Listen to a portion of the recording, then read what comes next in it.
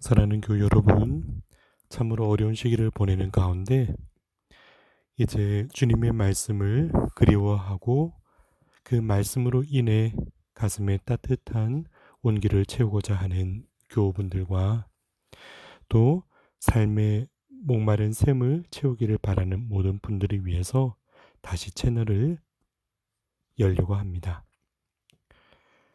이 채널의 제목은 맑은 영혼의 산책 채널 가운데 숨결이 되는 양식이라는 이름으로 매일의 묵상을 여러분과 함께 나누려고 합니다.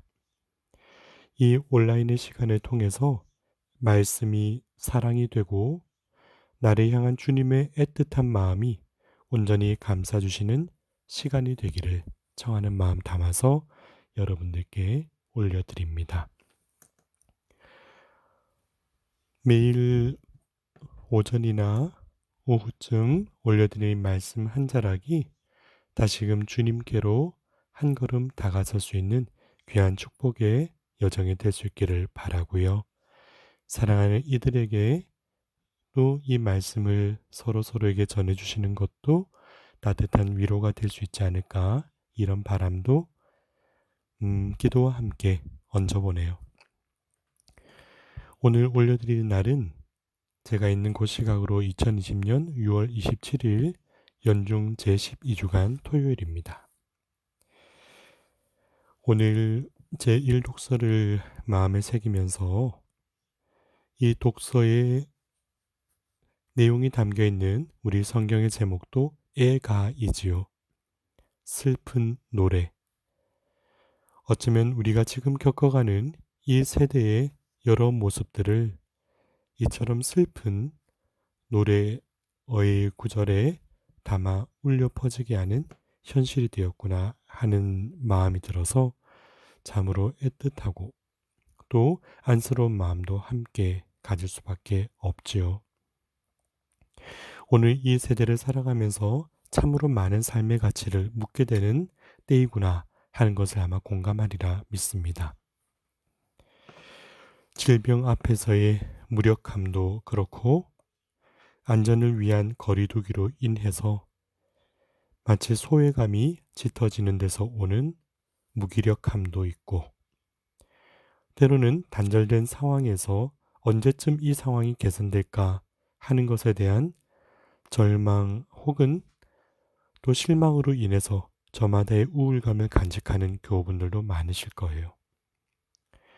때로는 사회적으로도 그동안 이 많은 상황들을 받아들이면서도 누적되어 온 분노를 표출한다든지, 때로는 그릇된 방향으로 쌓여왔던 감정들을 발산하는 모습들을 뉴스를 통해서나 아니면 주변에서 보게 될 때도 마음이 먹먹하고 오히려 막막한 그런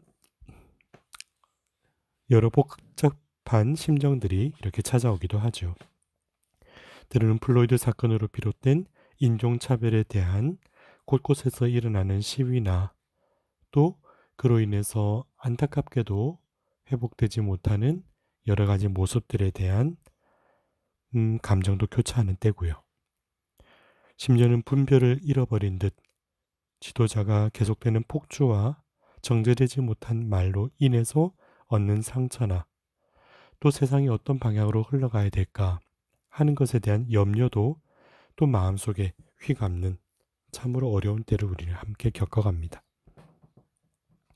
이처럼 고요한 듯하지만 수많은 불협화음들이 가득한 세상 속을 걷는 때, 정말 어떤 길로 가야 되며 우리는 어떤 마음을 지녀야 할까라는 것에 대해서 속 시원하게, 그리고 주님 안에서 올곧은 길을 걸을 수 있도록 일러주는 말씀들이 그나마 우리가 지탱할 수 있는 가장 소중한 버팀목이고 우리가 영적으로 의지할 수 있는 보루가 아닐까 생각을 해봅니다. 오늘 독서 애가 2장 14절에도 너의 예언자들이 너의 죄악을 드러내지는 않으면서 너에게 예언한 신탁은 거짓과 오도였을 뿐 하고 참된 예언이 어떤 모습을 지녀야 되는가에 대하여 아주 명확하게 드러내 보여주는 성경 말씀을 읽습니다. 진정으로 주님 안에 살아가는 것, 주님의 말씀을 입술에 담아 전하는 것은 그냥 세상이 그러니까 그렇게 살아도 돼. 우리 그냥 잘하고 있어.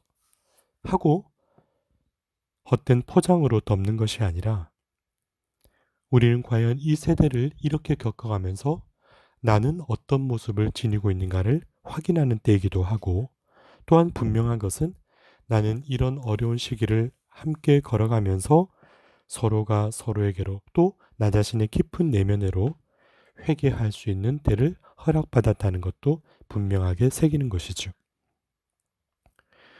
때로는 공동체 내에서 안전한 자리를 얻기 위해서, 혹은 사람들에게 소위 말해 밉보이지 않기 위해서, 때로는 삶의 안위를 위해서 침묵하는 것, 그런 유혹들이 참 많습니다.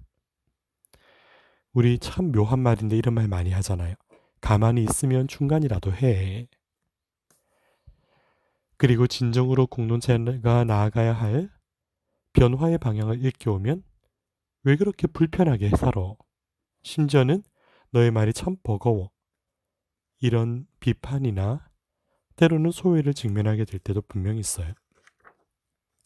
그러나 우리 마음속에 주님께 대한 올곧은 사랑이 가득하다면 진정한 삶에 대한 질문, 그리고 끝없이 묻는 탐색의 과정, 그리고 그로 인한 참된 예언을 듣고픈 마음도 분명하게 있어야 하리라 봅니다. 이런 주님께서 맡겨주신 참다운 말씀이 목마른 때, 말씀에 대한 간절함과 또 뛰는 심장만큼 멈추어 설 수 없는 영혼의 샘을 저도 다시금 퍼 올리려 합니다. 오늘 에가서 2장 18절에 낮에도 밤에도 눈물을 시내처럼 흘려라. 너는 휴식을 하지 말고 내 눈동자도 쉬지 마라. 어쩌면 고달파 보이는 이러한 삶의 모습들이 예언자의 소명이라 할 수 있지요. 주님 앞에 선 나의 고백이 사실은 진정 이래야 하지 않나. 제가 가끔씩 이 노골적으로 삶에 대하여 깊은 울림을 가졌으면 좋겠다, 이런 말씀들을 전할 때가 있어요. 우리가 말씀에 무디어지고 영적인 갈망이 옅어질 때면 과연 내가 하느님 앞에서 어떤 사람이기를 바라고 그 주님의 말씀을 전하는 이 앞에서 나의 귀와 나의 영혼은 어떻게 열고 있는가 한 번쯤은 돌아보아야 할 그런 간절한 저는 외침을 포기하고 싶지 않아서 그렇지요. 어쩌면 이 예언자의 간절한 눈물 어린 깨어있음은 그 말씀의 선포에, 그리고 선포하기까지 고통과 슬픔에서 힘겨운 이들, 사랑의 위로와 눈물을 닦아줘야 할 손길이 얼마나 소중한지를 마음속에 새기는 데서 비롯된다 하겠지요. 오늘 복음에서 만나는 백인 대장의 고백과 또 주님께 다가와서 간청하는 그 부서진 모습을 바라볼 때면 과연 주님의 말씀 안에 나는 어떻게 살아야 하고 또 어떻게 살아왔는가 하는 그 지점에서 내 모습을 있는 그대로 벌거벗은 모습으로 하느님 앞에 드러내 보였으면 좋겠다 싶습니다. 이루어 온 것에 대한 자만이나 펼쳐온 일들과 세워진 업적이나 찬란해 보이는 성전이 아니라 오늘 마태복음 8장 8절의 말씀처럼 저는 주님을 제 지붕 아래로 모실 자격이 없습니다. 그저 한 말씀만 해 주십시오. 그러면 제 종이 나을 것입니다. 가장 소박하고 가난한 마음으로 고백하는 이 말씀이 저는 왜 이렇게 절절하고 소중하게 와닿는지 모르겠습니다. 어쩌면 이런 마음을 가진 이들을 만나기를 바라왔던 목마름이 커서일 수도 있고, 또 저 자신도 하느님 앞에 이런 마음으로 살기를 갈망하기 때문이기도 하겠지요. 우린 거룩한 주님의 몸을 받아 모시기 전에 이렇게 고백하지요. 한 말씀만 하소서, 제 영혼이 곧 나으리이다. 그러나 이 나음과 치유 앞에 주님이 찾아오시길 기꺼워하실 참된 성전이 되는 것은 바로 그 앞에 드려진 고백이지요. 주님, 저는 주님을 모실 자격이 없습니다. 이 말뜻을 새롭게 비춰보면 그렇게 자격 없는 텅 비어진 나에게 주님만으로 충만하고 주님으로 기뻐하고 주님의 길만으로도 감사하고 사랑을 그려왔던 그런 영혼이 되기를 바라는 마음, 또 그것이 주님을 참으로 초대하고 주님이 계신 곳이 곧 성전일 테니 말이죠. 살아오면서 나의 만족은 무엇으로 인해 공허함의 자리를 뺏겼을까? 나의 기쁨은 세속적인 명예나 허허로운 칭송에 빼앗기지는 않았을까? 가난한 겸손으로 빛나는 사람의 위대함이 겉으로 보여지는 그 외피에 묻히진 않았을까? 세상의 회복과 치유를 그리면서, 그러나 마치 요원해 보이는 그 회복과 치유도 사실은 내 영혼 안에 내면으로부터 나 한 사람, 내가 만나는 너 한 사람, 나의 마음이 전해지는 그 한 사람에게 옮아가서 전해지며 서로의 마음이 주님을 향하여 주님을 모실 수 있는 성전으로 거룩한 향기를 묻어나게 할 때 그 희망의 싹이 다시금 우리 가운데 살아있을 수 있게 하지 않을까요?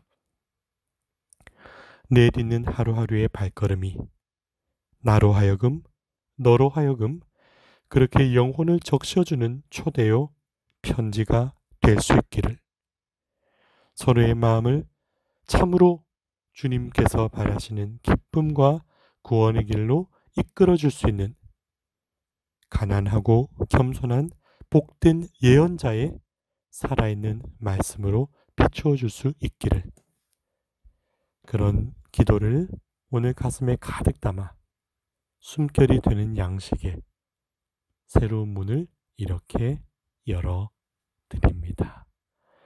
주님의 충만한 사랑과 위로가 함께 하시는 복된 하루가 되시기를 청하면서 기도의 마음 화살로 쏘아 보내드릴게요.